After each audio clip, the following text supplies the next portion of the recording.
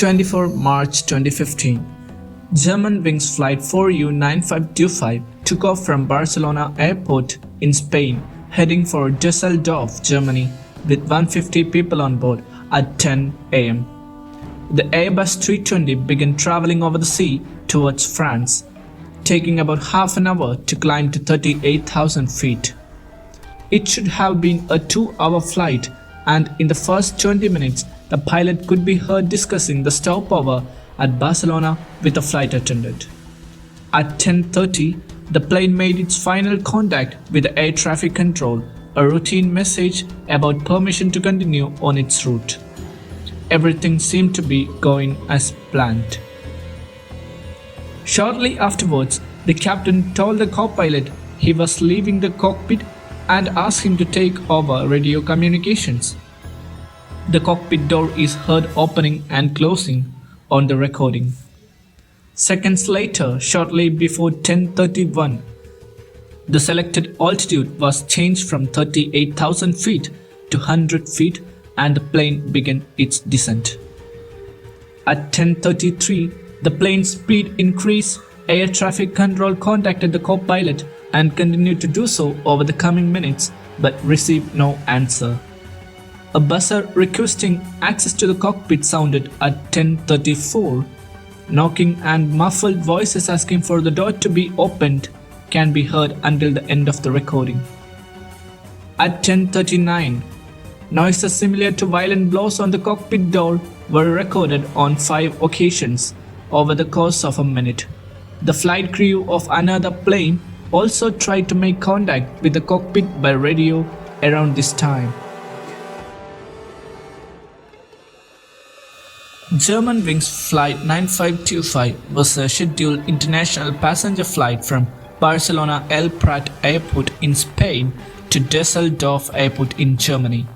The flight was operated by Germanwings, a low-cost carrier owned by the German airlines Lufthansa. On 24 March 2015, the aircraft, an Airbus A320-211, crashed 100 km northwest of Nice in the French Alps. All 144 passengers and 6 crew members were killed. It was Germanwings' first fatal crash in the 18 years of history.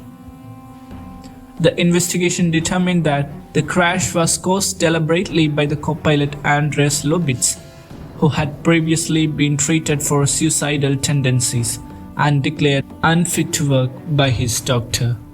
Lobitz kept this information from his employer and instead reported for duty. Shortly after reaching cruising altitude and while the captain was out of the cockpit, he locked the cockpit door and initiated a controlled descent that continued until the aircraft impacted a mountainside.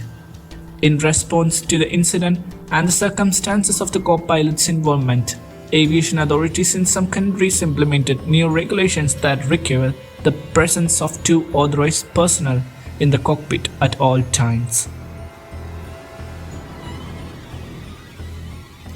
Let's look at the timeline of the disaster.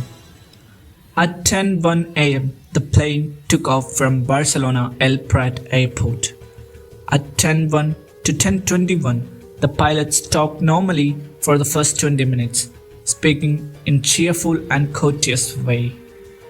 At 10:28, the plane reached a cruising altitude of 38,000 feet. At 10:28 to 10:31, the captain asked the co-pilot to take over the controls and left the cockpit for a short time, possibly to use the bathroom. At 10:31, the plane began a steady descent to the ground.